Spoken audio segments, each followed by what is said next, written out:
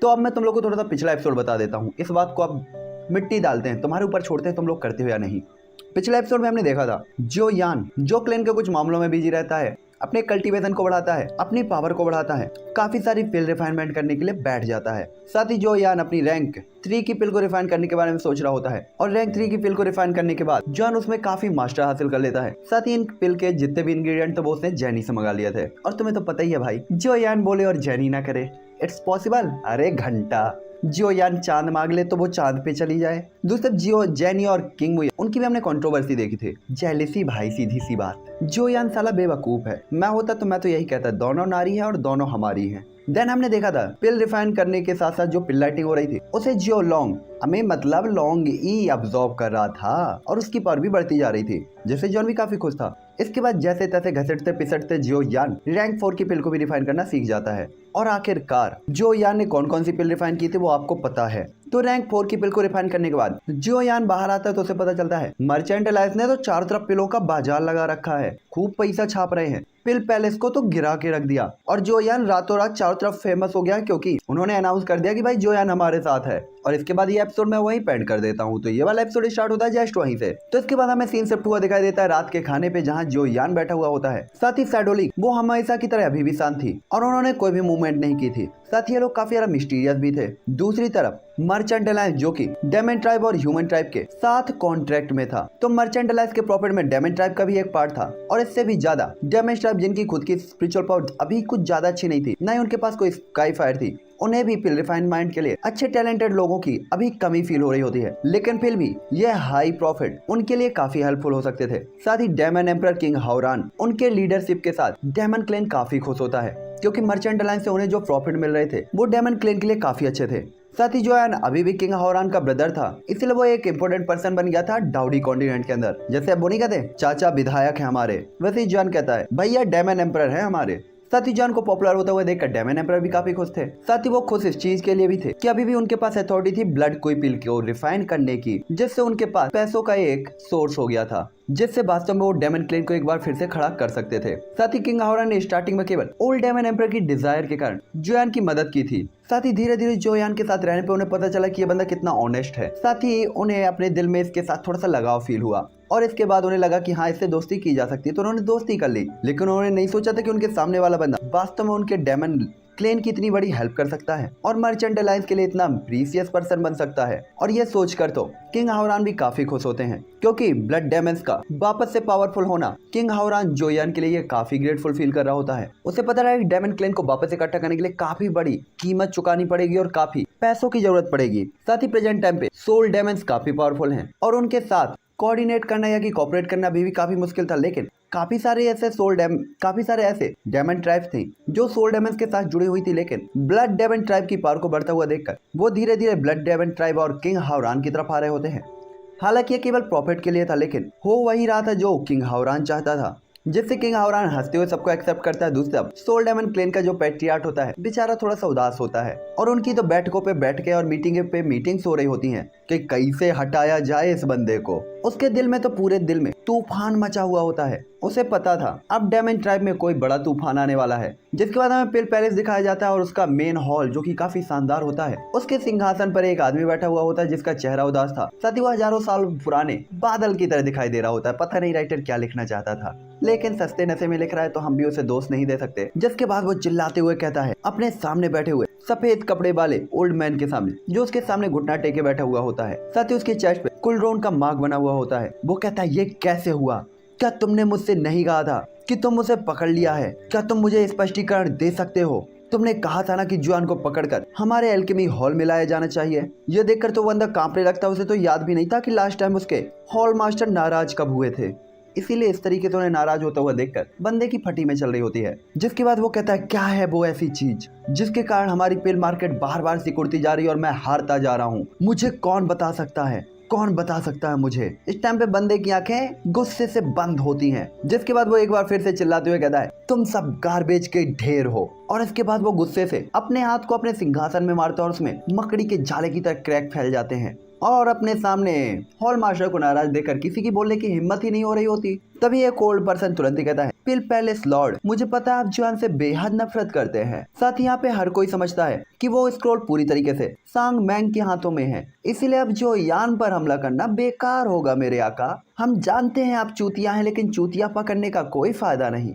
वहाँ हम सिर्फ अपना टाइम वेस्ट करेंगे। ये सुनकर वो जो हॉल मास्टर होता है थोड़ा सा सोच में पड़ जाता है और उसके बाद कहता है, कुछ ही महीनों में लगभग 1/4 पिल्स और पिल मार्केट को और इंग्रेडिएंट मार्केट को मर्चेंट अलायंस ने स्वेलो कर लिया है। ये उनके कब्जे में है। मुझे बताओ कि इसका क्या किया जाए, ये सिचुएशन कैसे सॉल्व की जाए। और ऐसा कहते हुए बेचारा शांत हो जाता है। उसे पता था गुस्से में कुछ भी नहीं उखाड़ पाना है। साथ ही उसे पता था इस टाइम पे उसके डांडिया यानी कि पिल पैलेस को काफी नुकसान हुआ था, जिसे वो बताया भी नहीं जा सकता था। इसीलिए एल्डर कहते चलो बात करके ही कोई सॉल्यूशन निकालते हैं। हालांकि मेरे पास कोई खास अच्छा प्लान तो नहीं है, लेकिन ये काफी तेज और काफी इफेक्टिव होना चाहिए। दूसरा पैलेस मास्टर बेचारा मुरझाई हुई पत्ती की तरह सिंहासन पे लोटा हुआ होता है। दूसरा इस टाइम पे कोई भी चीख चिल्ला के बात करने की हिम्मत नहीं करता और 3 या 5 लोग के ग्रुप में यहाँ पे डिस्कशन करने के लिए सभी लोग एक साथ बैठ जाते हैं। जिसके बाद एक बंदा कहता, मास्टर सबऑर्डिनेट के पास रिपोर्ट करने के लिए कुछ इंपॉर्टेंट बात है। ये सुनकर हॉल मास्टर तुरंत ही उसकी तरफ देखता है तो वो अपने सामने ओल्ड मैन को देखता है जो काफी ज्यादा बूढ़ा था। और ये डीकन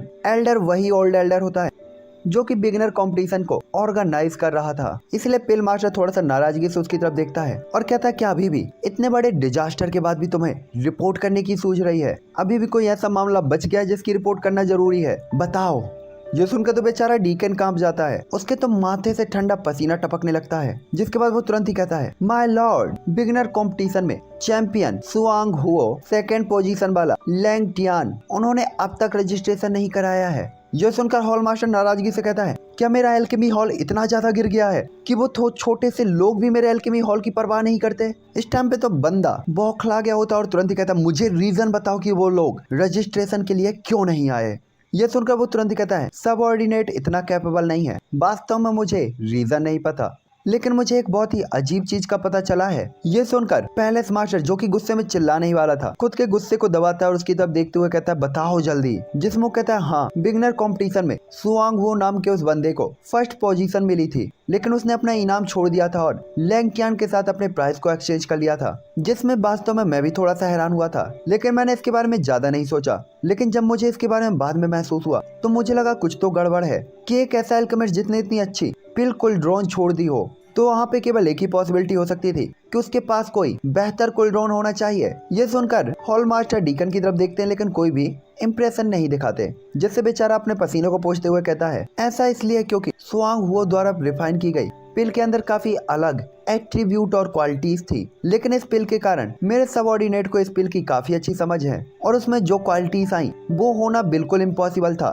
तो इससे केवल एक ही स्पष्टीकरण पता चलता है कि स्वांग हुओ का जो कुलड्रोन है वो पीक हाई क्वालिटी वाला कुलड्रोन होना चाहिए, जो कि वास्तव में मेडिसिन पिल को और अच्छा इफेक्ट दे सकता है।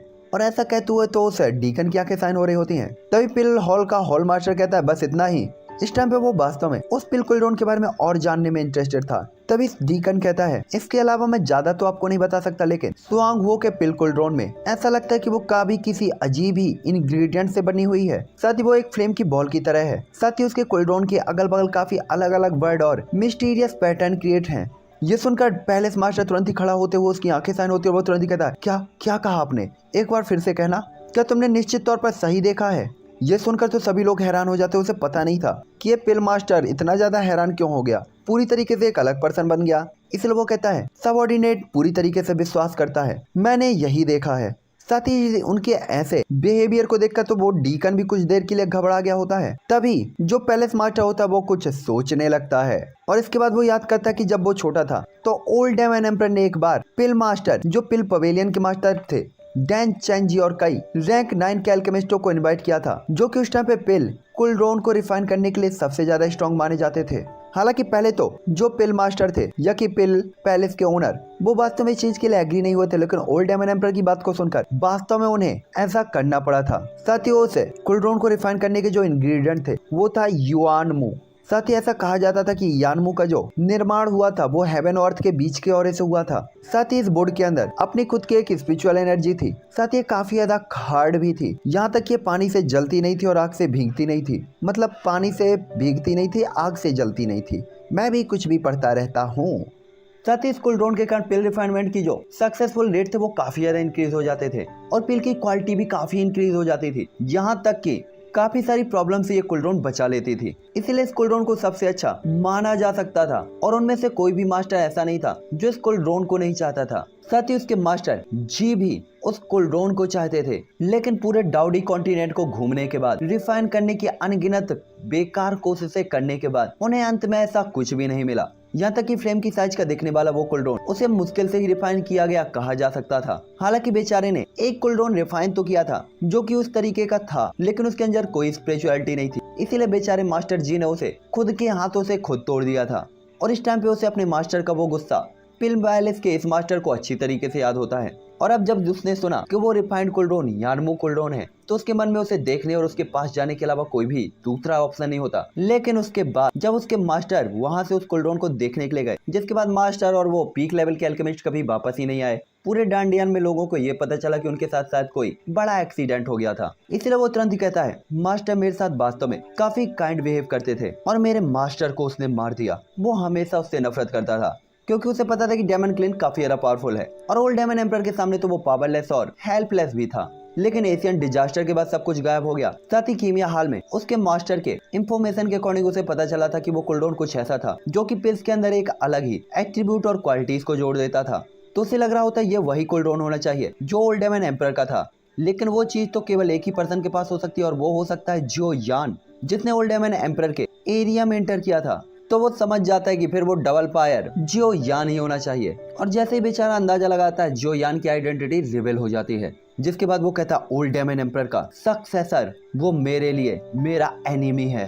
और उसकी आंखों में नफरत को साफ साफ देखा जा सकता था। जिसके बाद वो कहता है मैं उसे मारकर मेरे मास्टर की आत्मा को शांति दूंगा। मैं पिल हॉल का मास्टर हूँ, मेरे पास पूरे ही कॉन्टिनेंट के ज्यादातर एल्केमिस्टों को कंट्रोल करने की पावर है। और अगर इस तरीके का कूल ड्रोन है जो कि वास्तव में एक होली आर्टिक्राफ्ट है, डिवाइन आर्टिक्राफ्ट, तो ये वास्तव में मेरे पास होना चाहिए। इसीलिए वास्तव में मैं एक तीर से दो शिकार करूंगा, अपने मास्टर का बदला भी लूंगा और वो कूल ड्रोन भी लूंगा जिसकी ख्वाहिश मेरे मास्टर की भी थी। जिसके बाद वो तुरंत कहता है एल्डर डीकन तुरंत एक ऑर्डर भेजो, पूरी पावर का यूज करो, पूरी तरीके से जांच करो कि वो डबल फायर कहाँ है, जितनी जल्दी हो सके रिपोर्ट करो, कोई खबर लीक नहीं करेगा। इस बार हम ग्रेट अपॉर्चुनिटी को हासिल कर पाएंगे या नहीं। उसका ये ऑर्डर सुनते ही जो वो एल्डर होता है वो काफी ज्यादा खुश होता है और थोड़ा सा रिलैक्स फील करता है। ऐसा लग रहा था कि उसकी ये रिपोर्ट वास्तव में काफी बड़ी हेल्प थी, जिससे वो काफी खुश होता है और हाँ कहकर तुरंत ही वहाँ से निकल जाता है। एल्डर डीकन के पीछे मुड़ते ही और हॉल से जाते ही हर कोई काफी कंफ्यूज होता है, उसे नहीं पता था कि क्या करना है।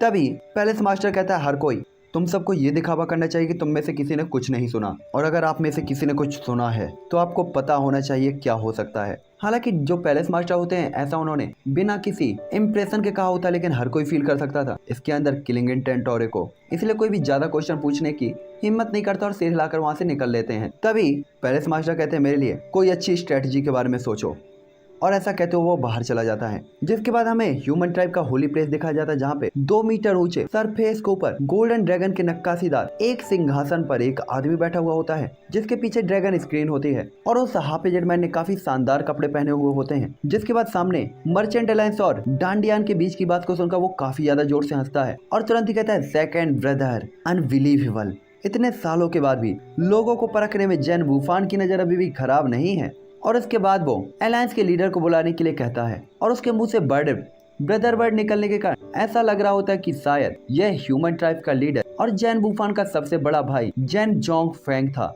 साथ ही वो इस टाइम पे मर्चेंट अलायंस की पावर को देखकर काफी खुश होता है। उसे पता था ह्यूमन ट्राइब मेनलैंड में सबसे बड़ी पावर और स्ट्रॉन्ग पर्सनालिटी बनकर बैठी हुई है। साथ ही जैन जोंग फेंग के वर्ड्स ने सांगमैंग और जोयान को काफी परेशानी से बचा लिया था, लेकिन उसने यहाँ पे केवल जैन वूफान के लिए कहा था कि जैन वूफान को छूने की किसी को इजाजत नहीं। लेकिन जोयान के लिए तो वो ऐसे रिएक्ट करता है जैसे उसके लिए उसे उसकी कोई परवाह ही ना हो। और आखिरकार वो अलायंस का लीडर था जो पावरफुल पावर की ही परवाह करता था। जोयान जो कि 3 स्टार डाउडी था, वो उसके लिए कोई भी मायने नहीं रखता था।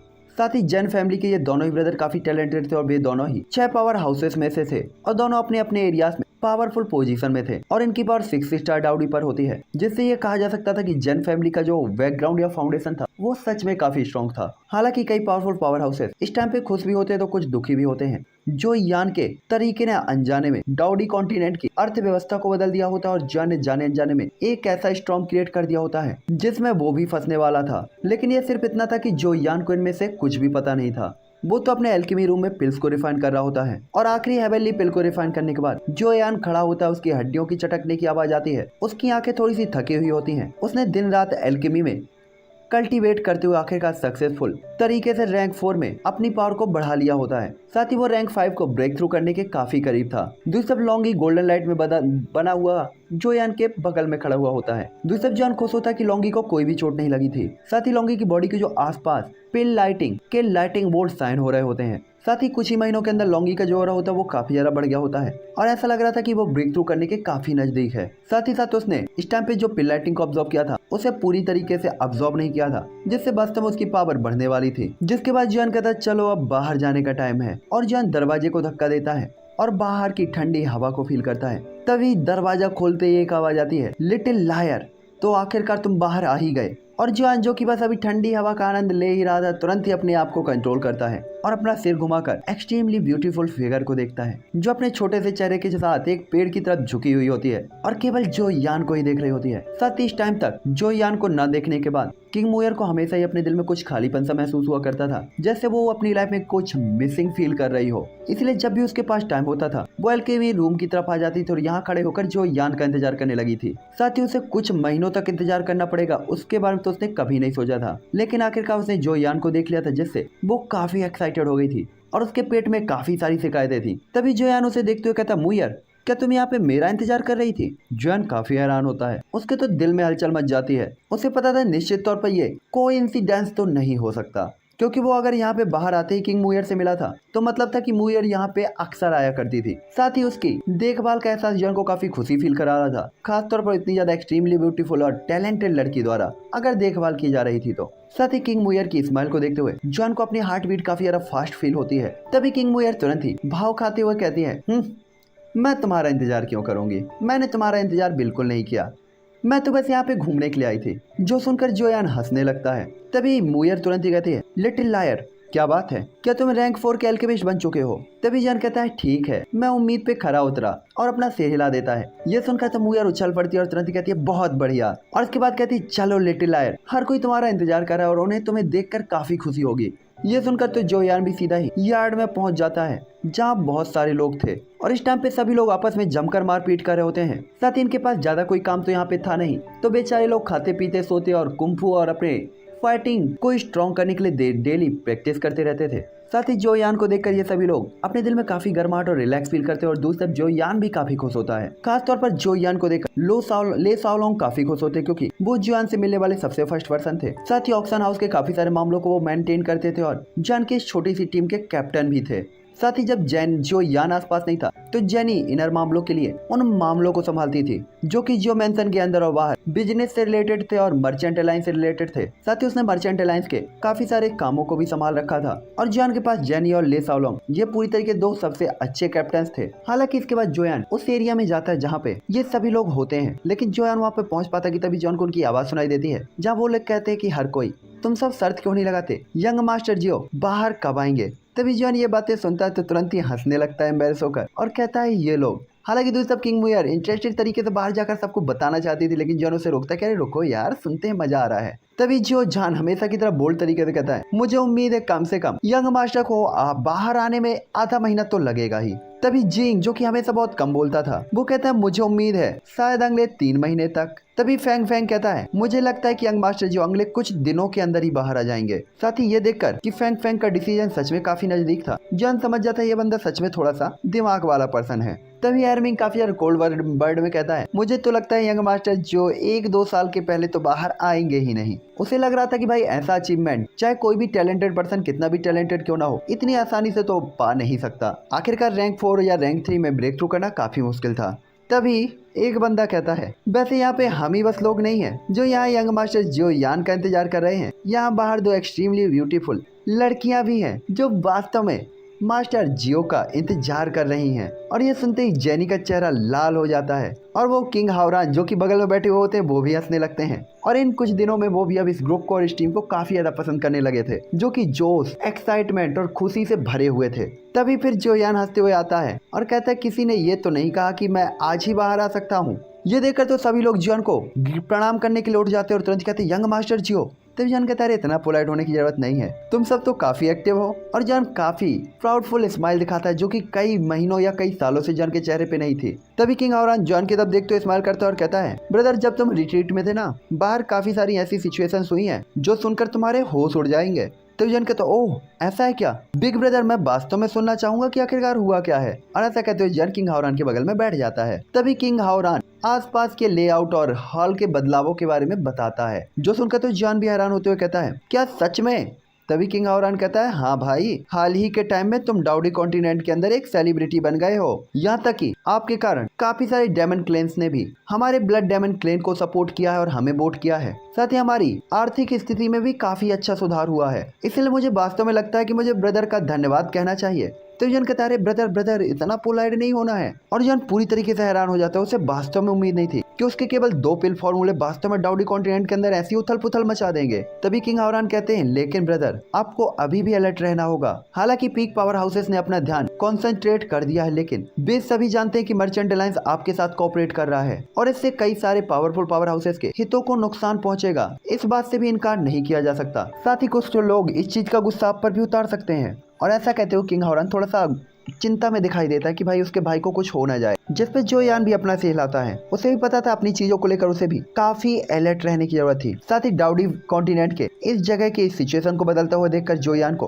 काफी चीजें समझ में आ गई थी और उसे पता था कि जल्द से जल्द अपनी पावर को बढ़ाया जाना चाहिए, वरना इस कॉन्टिनेंट के अंदर 1 इंच भी आगे बढ़ना काफी मुश्किल होगा। तभी किंग हावरान कहते हैं इस टाइम के दौरान हमें सबसे ज्यादा ध्यान डांडियान पर देना होगा। हालांकि सांगमेंग और डांडियान के बीच में अपनी अपनी चीजों को लेकर टकराव है। देखो सांगमेंग हो गया मर्चेंट अलायंस और डांडियान हो गया पिल पैलेस, लेकिन ये भी जरूर है कि डांडियान नाराज होने पर कुछ तो जरूर करेगा। साथ ही उसे अंदाजा था कि पिल पैलेस जॉन के ऊपर अटैक भी कर सकता है। साथ ही किंगलिन लिक्विड और ब्लड क्विपिल से डांडियान को काफी नुकसान हुआ था, लेकिन डांडियान के काफी ह्यूज क्वांटिटी में अल्केमिस्टों के कारण उन्होंने वास्तव में सिचुएशन को काफी हद तक कंट्रोल कर लिया था और हाई रैंक की पिल्स अभी भी डांडियान द्वारा ही कंट्रोल की जा रही थी। साथ ही डांडियान सिर्फ बिजनेस को लेकर जोयान के ऊपर अटैक नहीं कर सकता था, क्योंकि इस रीजन के कारण उन्हें किसी की मदद नहीं मिलती और वो अपना ट्रस्ट भी लोगों के ऊपर से खो सकते थे। लेकिन किंग हावरान को वास्तव में ये नहीं पता होता कि डांडियान जोयान पर अटैक करना चाहता है, क्योंकि इसका रीजन है जोयान का मेडिसिनल कुलड्रोन। दूसरी तरफ जोयान भी अपना सेल आता, क्योंकि उसे पता था कि अगर उसके साथ कोई भी प्रॉब्लम होती है तो उसका सबसे पहले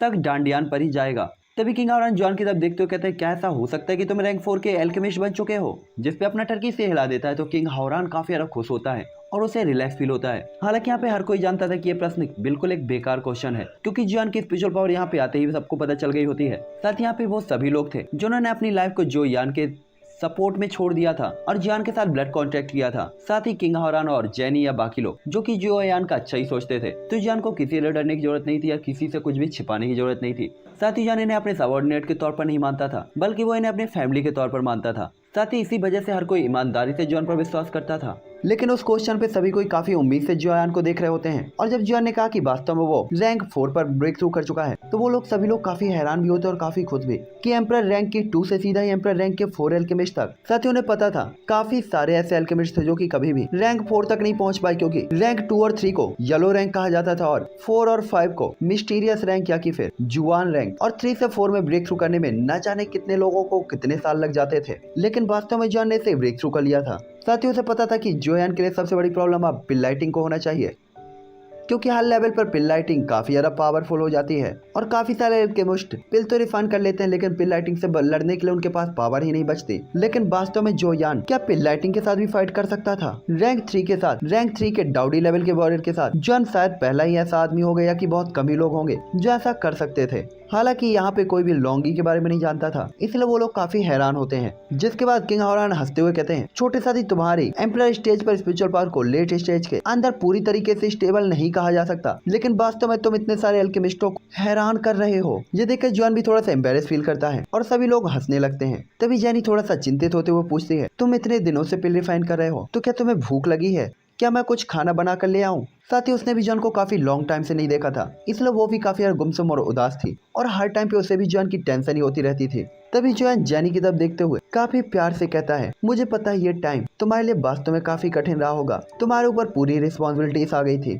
तभी जेनी तुरंत ही कहती है, तुम्हें किसी भी चीज की चिंता करने की जरूरत नहीं है, मैं चीजें संभाल लूंगी। साथ ही जेनी का दिल मेल्ट हो जाता है भाई, और वो तुरंत ही स्माइल करते हुए कहती है, क्या तुम्हें लगता है कि तुम्हारी बहन आलसी है? देखो इनका बहन सीरियस मत लिया करो, इन्होंने रिश्तों की बीवी बहन एक कर रखी है। तभी जो यान जेनी की तरफ देखते हुए तुरंत ही कहता है, नहीं तुम आलसी नहीं बल्कि तुम बहुत सुंदर हो। तभी जेनी तुरंत ही मजाक करते हुए कहती है, ओह ये सुनना तो सच में काफी रेयर है, तो तुम चिकनी चुपड़ी बातें भी करना सीख गए। ऐसा लगता है कि रैंक 4 में ब्रेक थ्रू करने के बाद कुछ स्पेशलिटीज भी आ जाती हैं। काफी अच्छा प्रॉफिट हुआ है तुम्हें। ये सुनकर हर कोई हंसने लगता है और जॉन थोड़ा सा एम्बेरस हो जाता है, क्योंकि आखिरकार लड़कियों के सामने बात करने में अपना टर्की अभी भी काफी वीक था। दूसरी तरफ किंग मुयर वो तो गुस्से से नाखुश होते हुए जॉन की तरफ देख रही होती है। दूसरी तरफ किंग हावरान अपनी सिस्टर को नाखुश देखकर थोड़ा सा उदास होता है और तुरंत ही टॉपिक चेंज करते हुए कहता है, मुझे नहीं पता कि मेरा लिटिल ब्रदर आगे क्या करने की स्ट्रेटजी बना रहा है। ये सुनकर जो यान को भी याद आता है, जॉन ने भी इसके बारे में सोचा था कि अब उसे टीम को मेंटेन करने और उसके लिए एक लीडर को चूज करने की जरूरत थी, क्योंकि जब वो आसपास नहीं होगा तो बिना लीडर के टीम अनकंट्रोल हो सकती थी। इसलिए टियो यान अपनी टीम का सामना करता है और एक एक करके चीजें उन्हें बताता है। और इसके बाद जॉन कहता है, ब्रदर ले साओ लॉन्ग आप कुछ टाइम के लिए टीम के मैनेजमेंट को संभालेंगे और टीम को मैनेज करेंगे। साथ ही इस टाइम पे करने के लिए कुछ भी नहीं है, इसलिए ज्यादा से ज्यादा फाइटिंग स्किल्स का कल्टीवेशन करने दें। साथ ही अगर आपको किसी भी चीज की जरूरत हो तो आप मेरे पास आ सकते हैं। जॉन जानता था कि मैनेजमेंट में वो अच्छा नहीं था, इसलिए ये मामला ले साओ लॉन्ग के ऊपर छोड़ना सबसे अच्छा था, क्योंकि ले साओ लॉन्ग तो इसमें स्पेशलिटी करके बैठा था भाई, पीएचडी करके बैठा है बंदा। ये सुनकर ले साओ लॉन्ग काफी ज्यादा खुश होता है और जैसे ही जॉन को ग्रीट करने के लिए झुक नहीं पा रहा था कि जॉन अपना हाथ बढ़ाकर रोकते हुए कहता है, अरे भाई रुक जा। इसलिए जॉन कहता है, ब्रदर ले साओ लॉन्ग आप मुझे अच्छे से जानते हैं, मैं मैनेजमेंट में अच्छा नहीं हूँ और आपसे काफी नीचे हूँ, इसलिए तुम्हें मना नहीं करना चाहिए। मेरी इस रिक्वेस्ट को आपको एक्सेप्ट करना चाहिए, जिसमें टीम के बाकी के लोग भी एक के बाद एक से हिलाते हैं। ये सुनकर ले साओ लॉन्ग के पास ओबीडिएंट और रिस्पेक्टेड होने के अलावा कोई भी ऑप्शन नहीं होता। जिसके बाद जो यान जेनी के बारे में सोचता है कि अब इसे क्या काम दिया जाए। साथ ही जॉन जेनी को ऑर्डर भी नहीं कर सकता था, इसलिए जॉन समझ ही नहीं पा रहा होता कि वो जेनी से बात कैसे करे। तभी जॉन को एम्बेरस होते हुए देखकर जेनी उठकर खड़ी हो जाती है, जिसने रेड कलर के कपड़े पहने हुए होते हैं। साथ ही उसकी ड्रेस हवा में लहरा रही होती है और वो एक्सट्रीमली ब्यूटीफुल लग रही होती है। तभी जॉन कहता है, सिस्टर मैं नॉर्मल टाइम पे आपको जो मैंसन की देखभाल करने में नहीं, जेनी कहती है आपकी एल्डर सिस्टर आपके नॉर्मल टाइम पे जो मैंसन की देखभाल करने में मदद करेगी और आपको जो भी चीजें खरीदनी होंगी उन मामलों को मैं मैनेज कर लूंगी। जेनी की बात को सुनकर जॉन को थोड़ा सा रिलैक्स फील होता है। जेनी ने भी खुद भी बता दिया था कि वो जॉन के लिए क्या करने वाली है और जॉन भी इस चीज के लिए एक्सेप्ट कर लेता है, क्योंकि वो जो क्लेन के इनर मामलों का मैनेजमेंट कर रही थी और जोयान के लिए चीजों का, और वो जोयान के लिए सबसे भरोसेमंद भी थी, तो जोयान को भी इस मामले में कोई भी प्रॉब्लम नहीं होती। जिसके बाद जॉन सहलाते हुए लैंगटियन की तरफ देखते हुए कहता है, ब्रदर लैंगटियन तुम क्या सोचते हो? जॉन को पता था कि लैंगटियन उसकी टीम का सबसे स्पेशल पर्सन है, क्योंकि उसकी स्ट्रेंथ है एल्केमी, इसीलिए उसे टीम पे शामिल करना जॉन का सबसे पहला इरादा था। साथ ही जोयान वो उसके लिए कोई भी डिसीजन नहीं ले पा रहा था, इसलिए वो लैंगटियन के खुद थॉट सुनना चाहता था कि बंदा क्या सोचता है। दूसरा लैंगटियन जो कि इस टाइम के दौरान खाली टाइम पर इधर उधर ही घूमता रहता था। साथ ही वो एक्सपीरियंस को बढ़ाने के लिए आउटर वर्ल्ड में घूमने जाना चाहता था। साथ ही वो काफी एक्साइटेड भी था। साथ ही उसकी इंटरेस्ट जो थी वो एल्केमी में भी थी और जॉन ने भी उसे मेन एल्केमी के लिए ही चुना था। साथ ही ये बात उसे भी पता थी। हालांकि वो कल्टीवेट करने के लिए बाहर जाना चाहता था, अपनी पावर बढ़ाना चाहता था और अपने डेमन फैमिली का बदला लेना चाहता था, लेकिन उसे पता था कि अभी भी वो इतना पावरफुल नहीं है और उसे पता था कि इसकी टीम को जिस चीज की जरूरत है वो है पिल्स की और उसकी हेल्प की। इसीलिए लैंगटियन तुरंत ही डिसीजन लेते हुए अपना सिर उठाता है और कहता है, मैं पिल रिफाइन करने के लिए जियो मैंसन में रहूंगा। तभी जोयान ये सुनते हुए काफी खुश होते हुए कहता, क्या ब्रदर लैंगटियन आप कंफर्म है? इस टाइम पे जोयान लैंगटियन के दिल को नहीं तोड़ना चाहता था, इसलिए लैंगटियन जोर से सहलाता है। तभी जॉन कहता है, ठीक है तो पिल रिफाइन करने के लिए अब लैंगटियन ये तुम्हारी रिस्पॉन्सिबिलिटी होगी। तभी लैंगटियन कहता है, पिल रिफाइन करना ये मेरी फुल लाइफ की रिस्पॉन्सिबिलिटी है। साथ ही ये यंग मास्टर जियो के ग्रेटफुल और एहसान को चुकाने के लिए भी है। मुझे उम्मीद है कि यंग मास्टर जोयान बिल्कुल भी मना नहीं करेंगे। उसकी बात को सुनकर तो जोयान का भी दिल गर्म हो जाता है कि आखिरकार उन्होंने सही पर्सन को चुना है। लैंगटियन सच में काफी ज्यादा अच्छा और इनोसेंट पर्सन था, जिससे उसके दिल की सारी चिंताएं दूर हो जाती हैं। तभी जॉन अपनी रिंग को फ्लिप करता है और 2 स्क्रोल उसके हाथ में आते हैं, जिसके बाद वो कहता है, यह है किंगलिन लिक्विड और ब्लड रिकवरी पिल। तभी लैंगटियन अनट्रस्टेड तरीके से कहता है, क्या वो 2 पिल के फॉर्मूले जिन्होंने पूरे डाउडी कॉन्टिनेंट में तूफान ला दिया था, उसे उम्मीद नहीं थी कि इतनी आसानी से दे दिए जाएंगे। इसलिए उन स्क्रोल्स को लेते हुए लैंगटियन के हाथ कांप रहे होते हैं, मानो जैसे वो कोई सपना देख रहा हो। तभी जॉन उसे वो स्क्रोल देते हुए कहता है, ये वो है जिसे आप अब रिफाइन कर सकते हैं। एम्परर टियर की रैंक 3 की पिल, किंगलिन लिक्विड और ब्लड कोई पिल। जिसके बाद जॉन एक और रिंग को फ्लिप करता है और कहता है, यह है गियल पिल जो कि स्पीड को बढ़ा सकती है। जिसके बाद जॉन कुछ और स्क्रोल देते हुए कहता है, ये रैंक 4 की पिल है। मुझे उम्मीद है कि आपको रैंक 4 में ब्रेक थ्रू करने में कैपेबल होना चाहिए। किंगलिन लिक्विड की अपग्रेडेड पिल, इनविजिबल पिल जो कि आपको इनविजिबल कर सकती है। हेवनली पिल जो कि ताकत को तुरंत ही बढ़ा सकती है। यह सोल ईटर पिल जो कि सोल मार्क को हटा सकती है, लेकिन मुझे नहीं पता सोल डिवोरिंग मार्क क्या है। जिसके बाद यह है बॉडी प्रोटेक्टिंग पिल जो आपकी फिजिकल स्ट्रेंथ को बढ़ा सकती है और बॉडी के सामने सील्ड को क्रिएट कर सकती है। ये देखकर तो लैंगटियन का दम सा घुटने लगता है कि जिन हाई लेवल्स की पिल का उसने सपना देखा था वो आज उसके सामने थी, और ये सब कुछ रियल था या वो सपना देख रहा था, उसे भरोसा नहीं हो रहा होता। जिसके बाद जॉन कहता है, मेरे पास यही फॉर्मूले हैं, मुझे उम्मीद है कि ब्रदर इन्हें रख सकता है। तब लैंगटियन तुरंत ही जोयान की काइंडनेस का धन्यवाद देते हुए इसे एक्सेप्ट करता है और तुरंत ही अपने फोरहेड को टच करता है, जिससे एक ब्लड लाइट निकलती है जो सीधा ही जॉन के फोरहेड के अंदर चली जाती है। जिसके बाद वो कहता है, मुझे उम्मीद है कि यंग मास्टर जो उन्हें इस चीज से निराशा बिल्कुल नहीं होगी। और ऐसा कहते हुए लैंगटियन तुरंत ही जोयान को ग्रीट करता है और ये देखकर तो हर कोई दंग रह जाता है और इस दिल ही दिल में लैंगटियन की काफी तारीफ करते हैं। जिससे जॉन एम्बेरस होते हुए स्माइल करता है, लेकिन कोई भी प्रतिक्रिया नहीं देता। जिसके बाद वो कहता है, ब्रदर लैंगटियन आपने ऐसा क्यों किया? जिस पे लैंगटियन कहता है, केवल इसी तरीके से मैं थोड़ा अच्छा फील कर सकता था। दूसरा किंग हावरान तुरंत ही कहते हैं, वास्तव में ये लड़का फ्रेंडशिप को इम्पोर्टेंस देता है, सिचुएशंस को समझता है, हर एक सिचुएशन की परवाह करता है। ये सच में काफी टैलेंटेड पर्सन है। और ये यहाँ वो जोयान के लिए नहीं लैंगटियन के लिए कह रहे थे। जिसके बाद जेनी जो यान की तरफ देखती है तो वो भी रिलैक्स फील करती है कि वास्तव में जोयान अपनी टीम के लिए पूरी तरीके से खुलित थॉट वाला है। साथ ही जेनी अपने दिल में जोयान के लिए काफी खुश होती है। जिसके बाद जोयान लैंगटियन से कुछ बातें और एक्सचेंज करता है। साथ ही लैंगटियन को कभी कभार यूज के लिए और अपनी टीम को यूज के लिए बड़ी मात्रा में ब्लड रिकवरी पिल और किंगलिन लिक्विड देता है। साथ ही वो लैंगटियन को कहता है कि तुम्हें इन चीजों को रिफाइन करना चाहिए टीम के लिए। जिस पे लैंगटियन तुरंत ही कहता है, यंग मास्टर टेंशन फ्री रहे, लैंगटियन निश्चित तौर पर मिशन पूरा करेगा। साथ ही लैंगटियन का मूड पूरी तरीके से शांत होता है। साथ ही वो काफी एक्साइटेड भी होता है। तभी जॉन कहता है, जेनी लैंगटियन को जो भी इंग्रेडिएंट चाहिए है उसकी मदद के लिए तैयार कर दो। साथ ही मेरे पास रैंक 5 के भी कुछ फॉर्मूले हैं, तुम मेरे लिए भी उन्हें तैयार कर सकती हैं तो कर दें। तभी जेनी स्माइल करते हुए कहती है, क्या आप रैंक 5 में ब्रेक थ्रू करना चाहते हैं? साथ ही दूसरी तरफ सभी लोग जो यान की तरफ देखते हैं और जो यान जेनी की तरफ। इस टाइम पे सभी लोग यही सोच रहे होते कि रैंक 4 में ब्रेक थ्रू करने के बाद क्या वास्तव में जॉन रैंक 5 के लिए आगे बढ़ने वाला है। जिसपे जॉन तुरंत ही कहता है, ये सही है। और इसी के साथ ये एपिसोड अब यहीं पे एंड हो जाता है। तो मैं मिलूंगा आपसे नेक्स्ट एपिसोड पे। आई होप कि आपको ये एपिसोड पसंद आया होगा, तो लाइक से सब्सक्राइब मार देना और बताना एपिसोड में सबसे अच्छा क्या लगा। Okay, bye bye friend family.